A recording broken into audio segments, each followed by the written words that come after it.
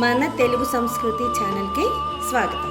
బాలలు, ఈరోజు మనం ఈ వీడియోలో 6వ తరగతి విలువల విద్య చివరిదైన చిన్ననాటి నుంచి అనే శీర్షికలో ఉన్నటువంటి కుమార శతకంలోని పద్యాన్ని ఇప్పుడు చెప్పుకుందాం. ఈ పద్యాన్ని రచించిన కవి ఫక్కి వెంకట నరసయ్య లేక ఫక్కి వెంకట నరసింహ కవి అని అంటారు. ఈయన 16వ శతాబ్దానికి చెందినటువంటి కవి. ఇప్పుడు ఆ పద్యం చూద్దామా. అతి బాల్యములోనైనను బ్రతికూలపు మార్గముల ప్రవర్తింపక సద్గతి మీర మెలగ నేర్పిననతనికి లోకమున సౌఖ్యమగును కుమారా. అతి బాల్యములోనైనను అంటే బాగా చిన్నతనంలోనైనా సరే ప్రతికూలపు మార్గముల ప్రవర్తింపక. ప్రతికూలం అంటే ఏంటి? వ్యతిరేక భావాలు ఉన్నటువంటిది అని అర్థం, లేదా హాని కలిగించేది, అనుకూలం కానిది అని అర్థం వస్తుంది.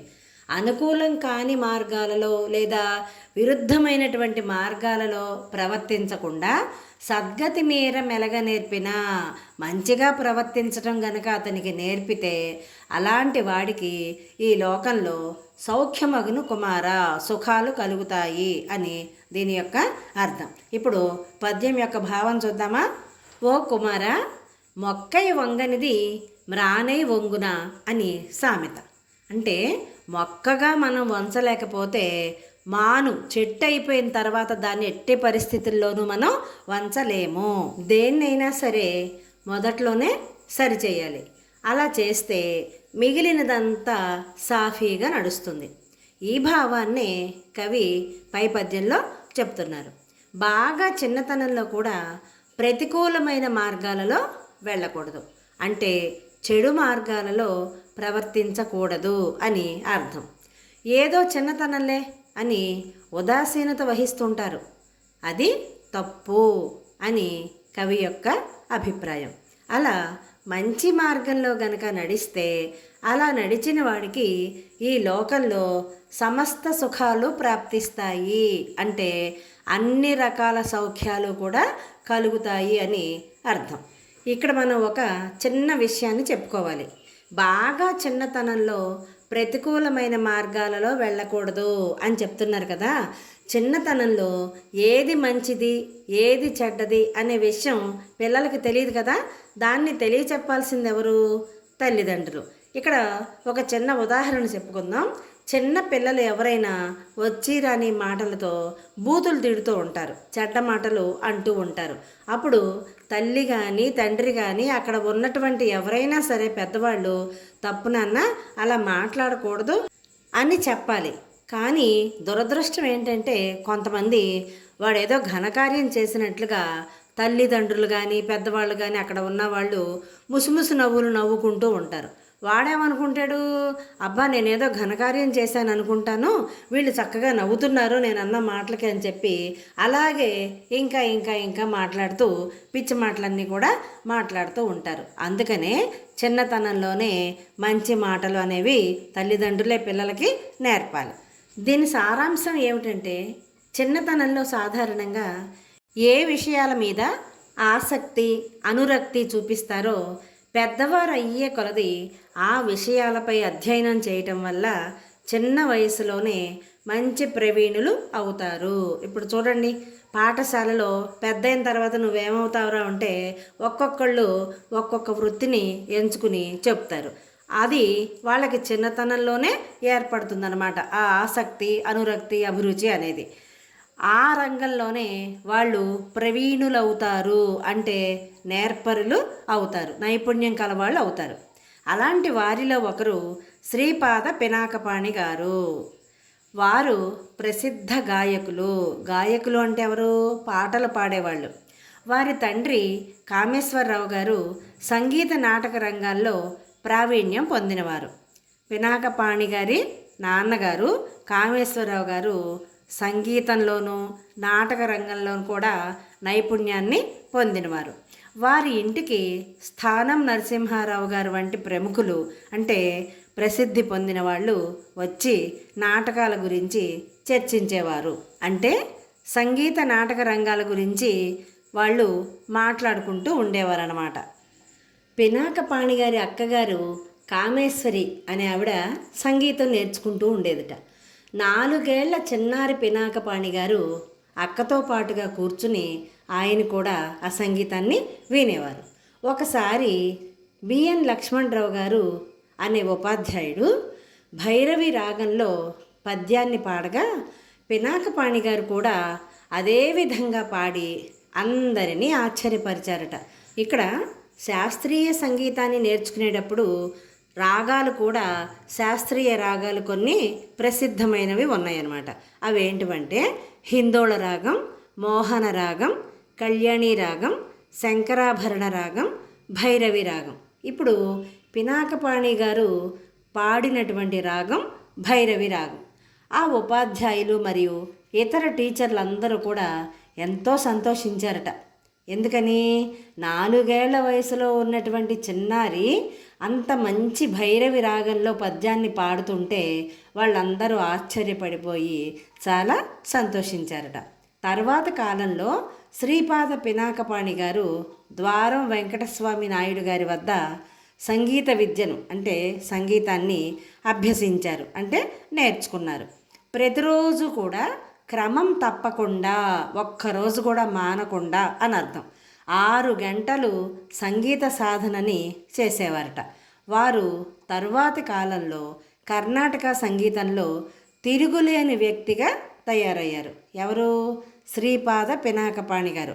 మరి అంత కష్టపడి నేర్చుకున్నారు కాబట్టి తిరుగులేని వ్యక్తిగా ప్రసిద్ధి పొందారు. దేన్నైనా మనం నేర్చుకోవాలి అంటే దానికి విపరీతమైనటువంటి కృషి, సాధన, పట్టుదల, ఏకాగ్రత ఇవన్నీ ఉంటేనే ఏ రంగంలోనైనా సరే రాణించగలుగుతారు. పినాకపాణి గారు శాస్త్రీయ సంగీతంలో అంటే కర్ణాటక సంగీతంలో తిరుగులేని వ్యక్తిగా కఠోర శ్రమ చేసి సంగీత సాధన చేసి మిక్కిలి ప్రసిద్ధి పొందారు. చిన్నతనంలో చేసుకున్న మంచి అలవాట్లు కీర్తి ప్రతిష్టలకి కారణం అవుతాయి. భారతదేశం గర్వపడదగినటువంటి ఒక ప్రధానమంత్రి, గొప్ప ప్రధానమంత్రి లాల్ బహదూర్ శాస్త్రి గారు. ఆయన చాలా చిన్నపిల్లవాడిగా ఉన్నప్పుడు ఒకప్పుడు కాశీ పట్టణంలో గంగా నదిని దాటి అవతల వైపు ఉన్నటువంటి సంతని చూడటానికి స్నేహితులతో కలిసి వెళ్ళారట. సంత చూడటం పూర్తయిపోయింది. పిల్లలందరూ కలిసి కబుర్లు చెప్పుకుంటూ చక్కగా పడవెక్కేశారు మళ్ళీ కాశీ తిరిగి వచ్చేసేయటానికి. లాల్ బహదూర్ శాస్త్రి గారి దగ్గర పడవ టికెట్ కొనుక్కోవటానికి డబ్బులు లేవుట. మిగిలినటువంటి స్నేహితుల దగ్గరికి వెళ్ళి నా దగ్గర డబ్బులు లేవు, నాకు టికెట్ కొనిపెట్టండి అని అడగటం ఆయనకి ఇష్టం లేదు. అలాగని టికెట్ కొనకుండా ప్రయాణం చేయటం కూడా ఆయనకి ఇష్టం లేదు. అది మరి నేరం కదా. అందుకని ఆయన గంగా నదిలో దూకి ఈది అవతల ఒడ్డుకి చేరుకున్నారు. చూడండి ఎంత సాహసం చేశారో ఆయన. చిన్నపిల్లాడప్పుడే గంగానదిలో దూకేసి ఈదుకుంటూ అవతలి ఒడ్డుకి అంటే కాశీ పట్టణానికి చేరుకున్నారట. డబ్బులు లేవు అని ఎవరితోనైనా చెబితే అవతలి వాళ్ళు మనల్ని ఒక్కొక్కసారి హీనంగా చులకనగా చూడొచ్చు.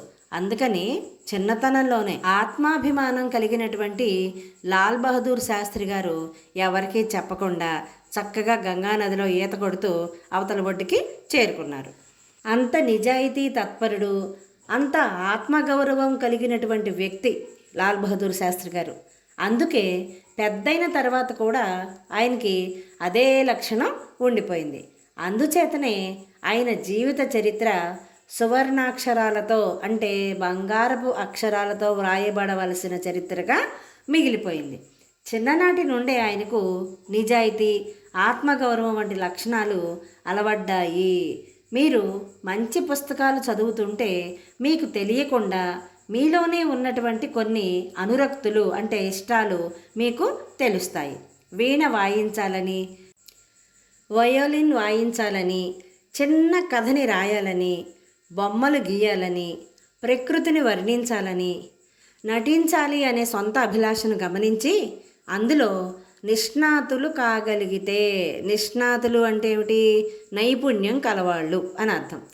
రవీంద్రనాథ్ ఠాగూర్ కావచ్చు, రవీంద్రనాథ్ ఠాగూర్ అంతటి గొప్పవాళ్ళు కావచ్చు, లేదా జగదీష్ చంద్రబోస్ అంత గొప్పవాళ్ళు కావచ్చు, శ్రీపాద పినాకపాణి గారు కావచ్చు, బాలమురళీకృష్ణ గారంతా కావచ్చు, ఘంటసాల గారు కావచ్చు.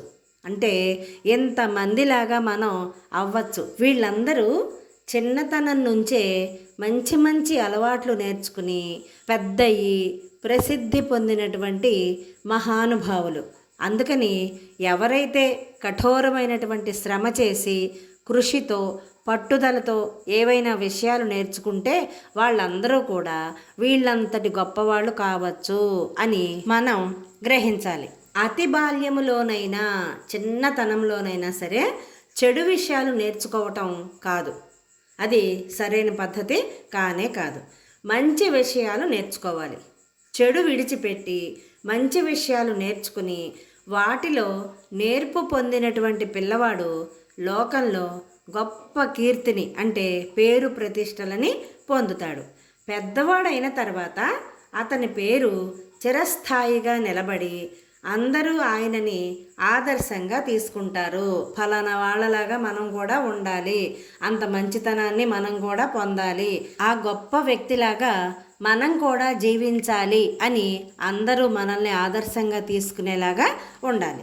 ఈ పద్యం భావాల ద్వారా మనం నేర్చుకోవాల్సిన విలువలు ఏమిటో ఇప్పుడు చూద్దాం. బాల్యం నుండే మంచి నడవడికను కలిగి ఉండాలి. చిన్నతనం నుంచే మంచి అలవాట్లు వస్తే పెద్ద అయిన తర్వాత కూడా ఆ అలవాట్ల వలన మనం ఉన్నతంగా ఉంటాం.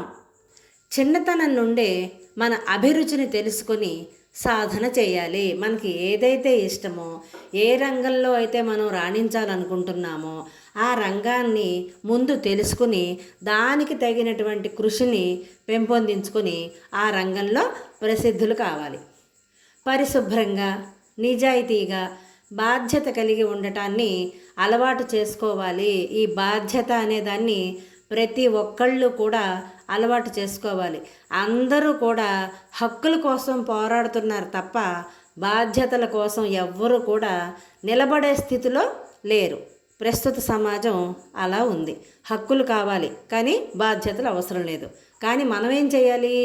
నిజాయితీగా బాధ్యత కలిగి ఉండటాన్ని చిన్నతనం నుంచే అలవాటు చేసుకోవాలి. ఇక్కడ తెలుసుకుందాం అనే శీర్షికలో లాల్ బహదూర్ శాస్త్రి గారి గురించి కొన్ని విషయాలు తెలుసుకుందాం. శాస్త్రి గారు చిన్న వయసులోనే చాలా కష్టపడి చదువుకున్నారు. ఇంట్లో ఆర్థిక సమస్యలు ఉన్నా చదువులో విరామం లేకుండా, ఆర్థిక సమస్యలు అంటే ఏంటి?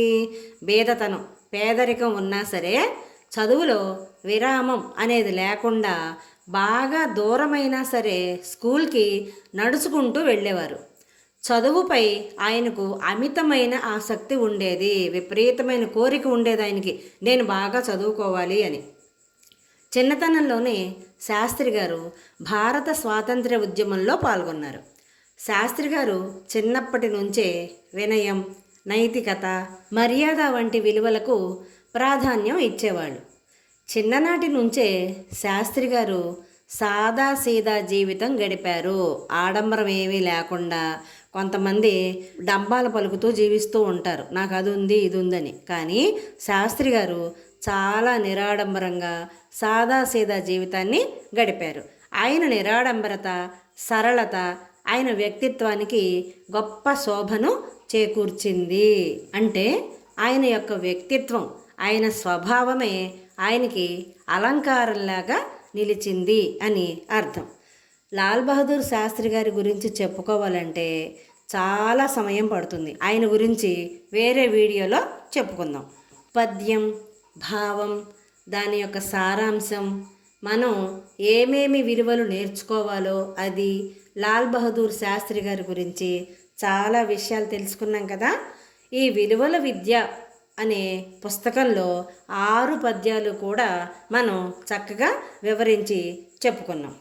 ఇలాంటి మరిన్ని వీడియోల కోసం చూస్తూనే ఉండండి మన తెలుగు సంస్కృతి ఛానల్. జై హింద్, జై భారత్.